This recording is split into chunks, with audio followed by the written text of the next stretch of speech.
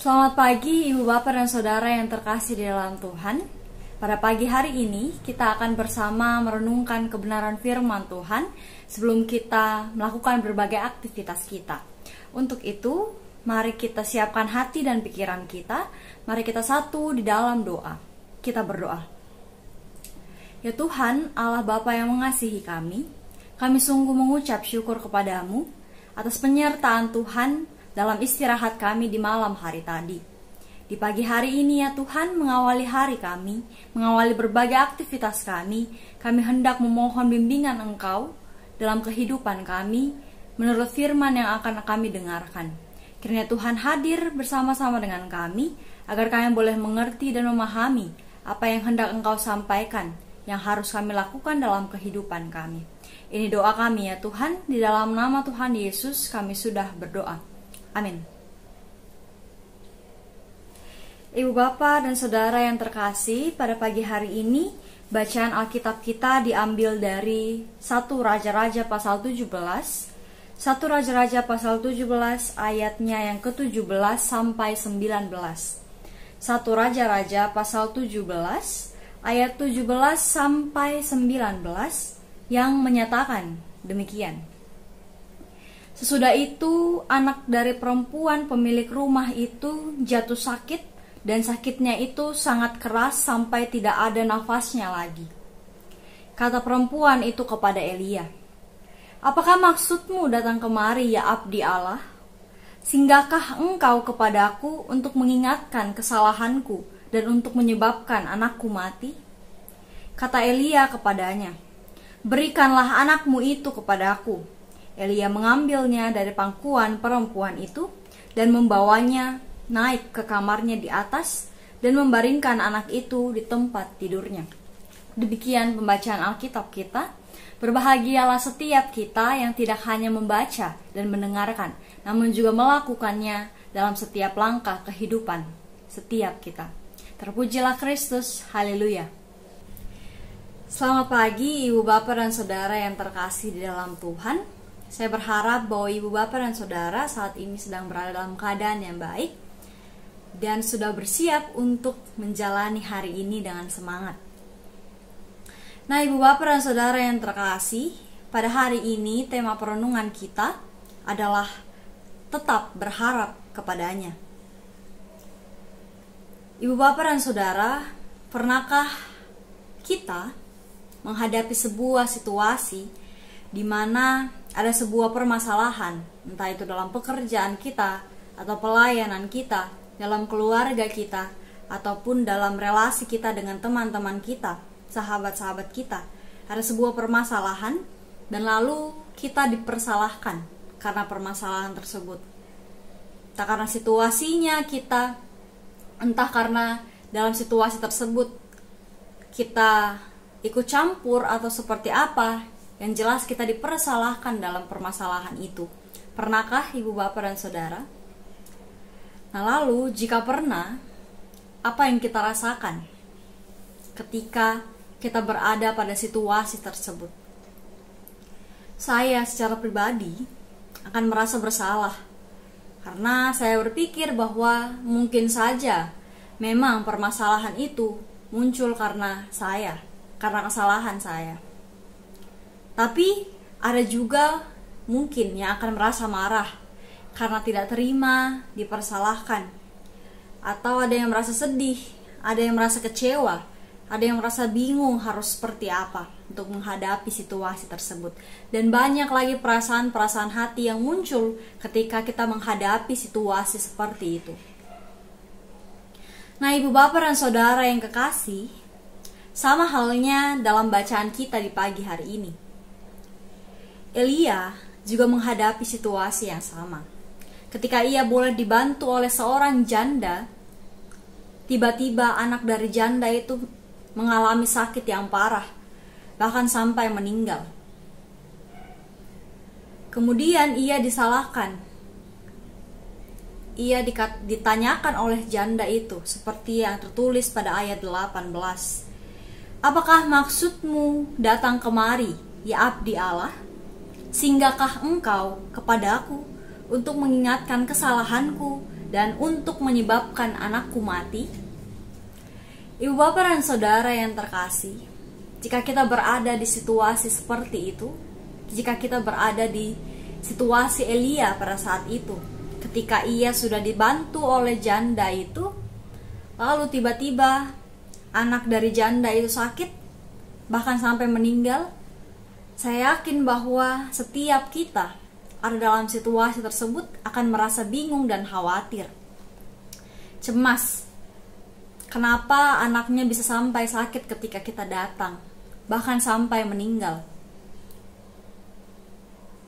Nah, ibu bapak dan saudara, tapi hal menarik bahwa Elia menghadapi situasi tersebut dengan tenang. Kita bisa melihat pada ayat 19 dalam bacaan kita di pagi hari ini, Elia mengatakan bahwa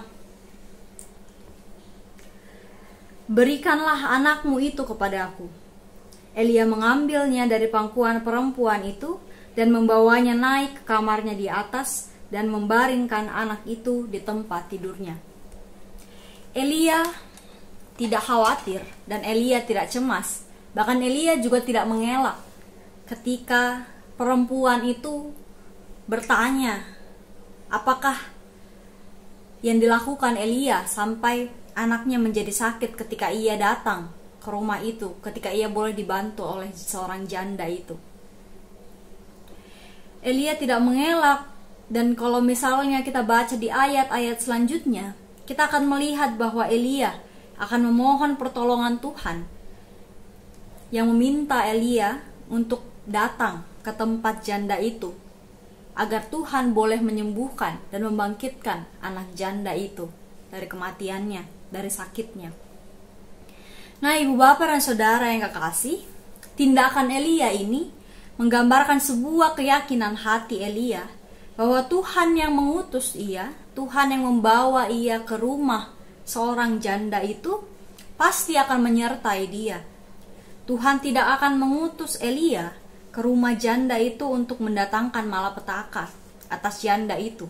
Terlebih lagi ketika janda itu telah mau memberikan pertolongan bagi Elia. Keyakinan hati Elia ini menggambarkan juga bahwa ia tetap berharap kepada Allah. Di situasi yang tidak dapat dia kendalikan sendiri, ia tetap tenang dan tidak cemas karena ia tahu kepada siapa ia berharap, kepada siapa ia percaya. Nah, ibu bapak dan saudara yang terkasih, hal ini menjadi kekuatan bagi setiap kita juga, bagi ibu bapak, saudara dan juga saya. Ketika dalam kehidupan kita sepanjang hari ini nanti atau ke depan ada situasi di mana kita tidak dapat mengendalikan perkataan orang lain, tidak dapat menyenangkan setiap orang yang kita jumpai, atau ada perilaku kita yang disalahpahami oleh orang-orang lain dalam pekerjaan kita, dalam pelayanan kita, kita bisa belajar dari Elia pada hari ini. Ia tidak berhenti berharap kepada Tuhan, ia tidak berhenti berharap kepada Allah. Kita belajar bahwa segala sesuatu yang Tuhan izinkan terjadi dalam kehidupan kita tidak pernah juga lepas dari penyertaan tangannya. Ketika Tuhan membawa kita ke suatu tempat, ketika Tuhan membawa kita ke sebuah pekerjaan, tanggung jawab pekerjaan, tanggung jawab pelayanan, mempercayakan itu kepada kita, itu berarti Tuhan mau memakai kita untuk menunjukkan pekerjaannya. Bukan sebaliknya. Jika kita pun juga senantiasa memiliki niat hati dan perilaku yang mau melakukan apa yang baik di mata Tuhan, maka pasti kita juga akan merasakan penyertaan Tuhan dalam kehidupan kita di berbagai situasi yang kita hadapi dalam pekerjaan, dalam pelayanan, dalam hal apapun yang kita kerjakan.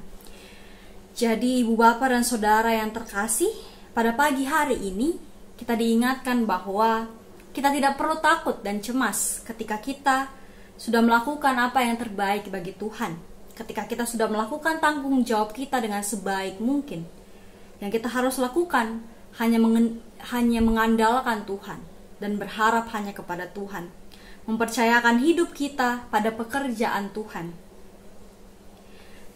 Ketika kita sudah melakukan yang terbaik, mari serahkan pada kuasa Tuhan untuk menyempurnakan apa yang sudah kita lakukan. Ibu, Bapak, dan Saudara, untuk itu kiranya firman Tuhan di pagi hari ini dapat menguatkan Ibu, Bapak, dan Saudara dan setiap kita untuk menjalani situasi-situasi yang akan kita hadapi sepanjang hari ini, bahkan sepanjang kehidupan kita. Tuhan memberkati Ibu, Bapak, dan Saudara. Amin. Mari kita satu di dalam doa. Tuhan Allah Bapa kami yang begitu baik, terima kasih ya Tuhan untuk renungan di pagi hari ini yang mengajarkan kami untuk senantiasa berharap hanya kepada Tuhan. Terima kasih ya Tuhan, karena kami sudah boleh belajar bahwa Tuhan tidak akan pernah meninggalkan kami dalam situasi apapun. Tuhan akan memampukan kami untuk melakukan yang terbaik, untuk menunjukkan kasih Tuhan di tengah-tengah keberadaan kami, dimanapun kami berada ya Tuhan. Tuhan yang baik, Tuhan yang memiliki kehidupan kami. Pada saat ini ya Tuhan, kami akan melakukan berbagai aktivitas dari pagi hingga malam nanti. Untuk itu kami mohon penyertaan Tuhan, kami mohon perlindungan Tuhan memampukan kami untuk boleh menjalankan berbagai aktivitas, berbagai tanggung jawab, apapun yang akan kami lakukan sepanjang hari ini. Tuhan tolong mampukan kami dan tolong jaga kami, agar setiap hal yang harus kami lakukan dapat kami kerjakan dengan baik. Dan Tuhan boleh melindungi kami dari segala hal yang jahat yang tidak kami inginkan. Untuk itu ya Tuhan, kami mau serahkan kehidupan kami hanya ke dalam tangan-Mu. Di dalam nama Tuhan Yesus kami sudah berdoa. Amin.